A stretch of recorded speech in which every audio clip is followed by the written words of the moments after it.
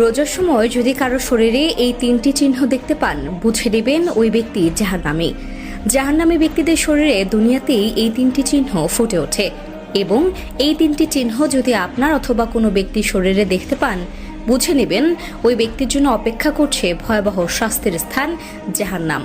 এবং এই তিনটি চিহ্ন যার শরীরে থাকবে তার জন্য জান্নাত হারাম। সে তিনটি চিহ্ন কি জানতে হলে দেখতে হবে পুরো ভিডিওটি। প্রিয় দর্শক, আপনি যদি হযরত মুহাম্মদ সাল্লাল্লাহু আলাইহি ওয়াসাল্লামের উম্মত হয়ে নিজেকে সৌভাগ্যবান মনে করেন, অবশ্যই আলহামদুলিল্লাহ কমেন্ট করবেন। আজকে আমার প্রিয় নবীর ভালোবাসার মানুষগুলোকে দেখতে চাই। প্রিয় দর্শক, অবশ্যই ভিডিওটি শেয়ার করতে ভুলবেন না।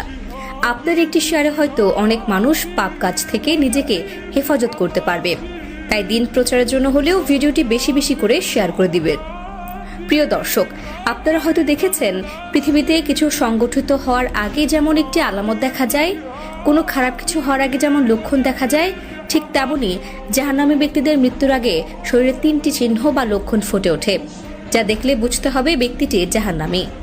জাহান্নামী ব্যক্তিদের শরীরে প্রথম যে চিহ্নটি প্রকাশ পায় সেটি হলো ওই ব্যক্তি যাকে মানুষ ঘৃণা করে। প্রিয় দর্শক, আল্লাহ যাকে ঘৃণা করে বা অপছন্দ করে তাকে আসমানের ফেরেশতারাও ঘৃণা করে এবং বদদুয়া দিতে থাকে, যার ফলে দিন দিন সে সকলের কাছে অপছন্দনীয় হয়ে পড়ে।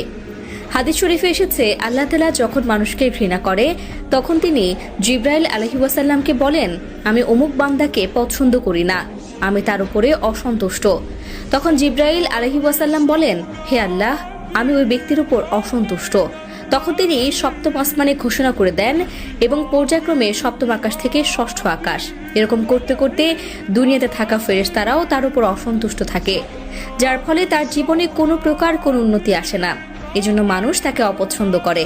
যদি কাউকে দেখলে ঘৃণা লাগে, পছন্দ না হয়, দেখতে ভালো না লাগে, বুঝতে হবে ওই ব্যক্তিটি জাহান্নামী।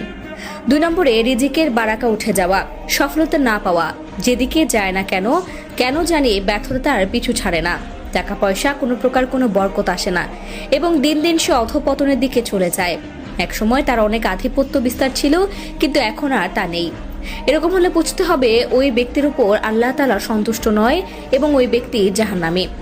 3 নম্বর হলো তার চেহারা কালো হয়ে যাওয়া। আল্লাহ তাআলা প্রত্যেকটি মানুষকে সর্বশ্রেষ্ঠ মাখলুকাত হিসেবে তৈরি করেছেন, কিন্তু যে ব্যক্তি একটানা পাপ কাজ করতে থাকবে আল্লাহ তাআলা তার চেহারা থেকে রহমতের নূরকে উঠিয়ে নেয়। যদি দেখেন কোনো ব্যক্তির চেহারা দিন দিন কালো হয়ে যাচ্ছে, ফ্যাকাশে হয়ে যাচ্ছে, দেখতে ভালো লাগছে না, তাহলে সাথে সাথে বুঝে নেবেন ওই ব্যক্তিটি অনেক বেশি পরিমাণ পাপ করেছে।